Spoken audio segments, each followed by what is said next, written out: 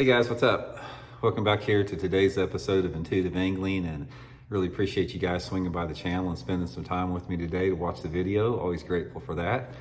And guys, today we're going to be talking about the near panic that 25% of the Bassmaster Elite Series pros out there are that have their umbilical cords connected to their cheater box.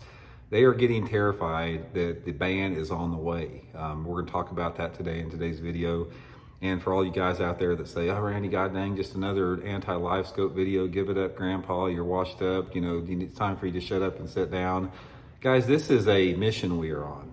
We are fighting the good fight here, and we are not going to stop doing this until we get this ban from the sport, because it is destroying the sport of bass fishing on every single level out there. You've heard everybody talking about it. You've heard Kevin Van Dam last week voicing his opposition and concern. He said something needs to be done about it. We all heard what Hank Parker said about it.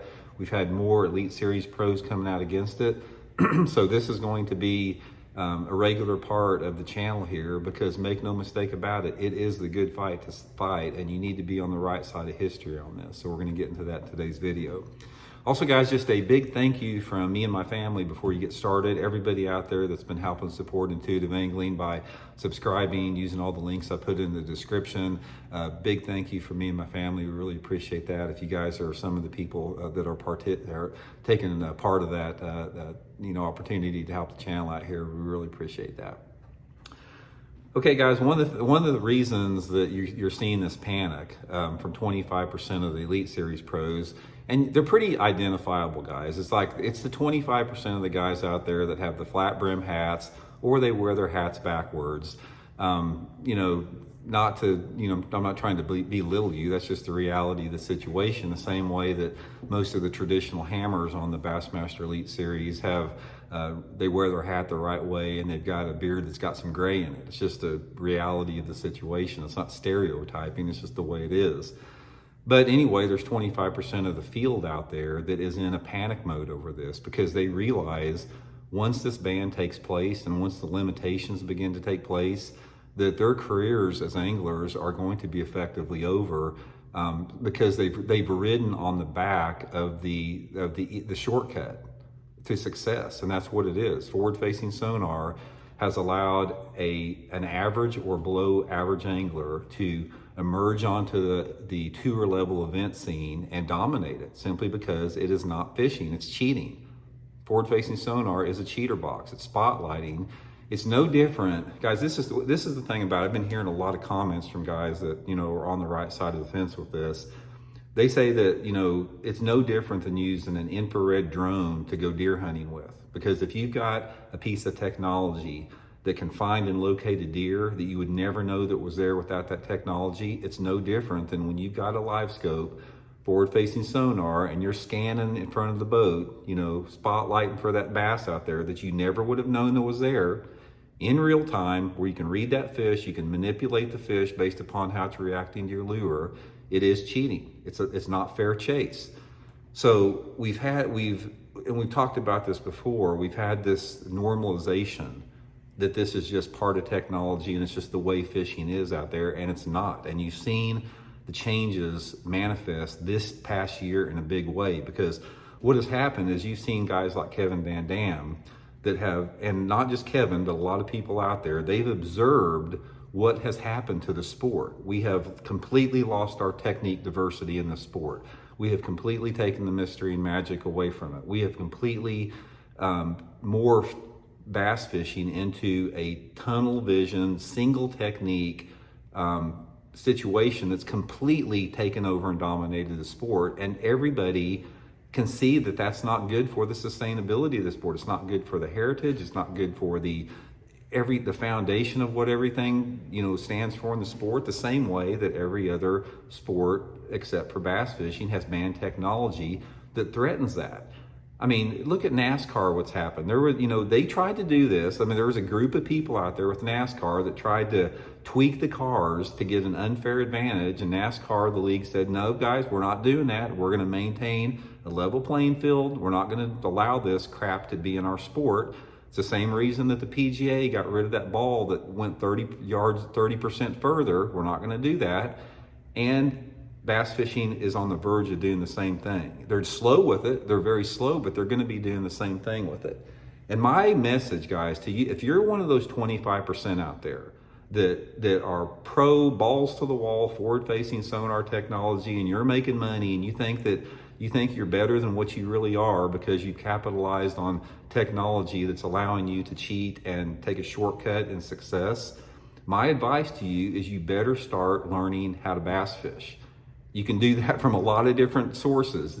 Watch my tips on this channel. Watch Matt Steffen's channel. There's a ton of YouTube channels where you can actually learn how to bass fish without being connected to your umbilical cord out there. You're going to have to do it.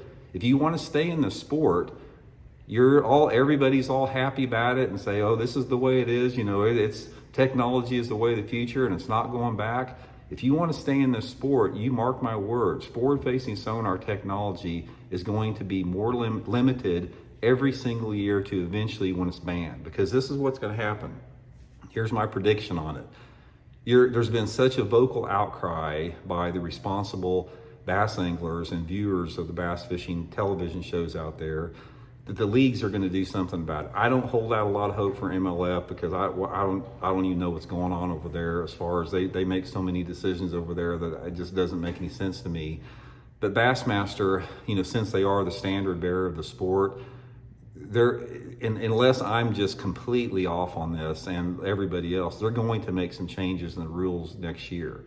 And this is probably what they're going to do. They're probably going to reduce the number of units you can have on the boat. They're probably going to reduce the total number of screen size. They're probably going to reduce the number of live scope transducers on it, but they're still going to allow it. That's not going to change crap. It's not going to change anything, because the next year it's going to be the same thing. The spotlighters are still going to use their one live scope with their one transducer, dominate the tournaments, and it's not going to accomplish anything. And eventually people are going to see this and it's going to get banned from the tournaments. It's going to happen. It's got to happen. If it doesn't, Bassmaster and MLF are shooting themselves in the knee with this thing. They're going to undermine their own success and their own sustainability and their own business model if they do not get rid of this crap, just like what every other sport has realized. And again, we've talked about this over and over again. It's obvious what's going on here. It's not the fact that the technology is like there and it's great and all this type of stuff. It's because of money. If you took the electronic companies' subsidies away from the tournament organizations, this would not even be an issue. This would have been done 3 or 4 years ago. The same thing that happened with the Alabama rig, guys. That's the reason the Alabama rig was legal, and then they made it illegal, because everybody was outraged for that, for whatever reason, for the reasons on that, including me. And they got rid of it. And the press release from Bass said the same thing. In order to maintain the tradition of the sport and bass fishing, we don't feel that using a lure that's got 3 or 4 hooks and 3 or 4 lures on it does that. It's the same way with spotlighting for bass with the cheater box. It's no different than using an infrared drone to hunt for deer. No different whatsoever. So anyway, guys, I want to send this message to the 25% of the guys out there, not just with the Bassmaster Elite Series, but with all other tournament. If you're fishing Toyota Series, BFLs, or whatever, and you become addicted and you effectively have an umbilical cord connected to that unit in front of your boat that you rely on to catch fish all the time, you're gonna have to just learn how to bass fish, because if you made a career off of spotlighting for bass, you are not as good as what you think you are. You're not as good as you are. You're not as smart as you think you are.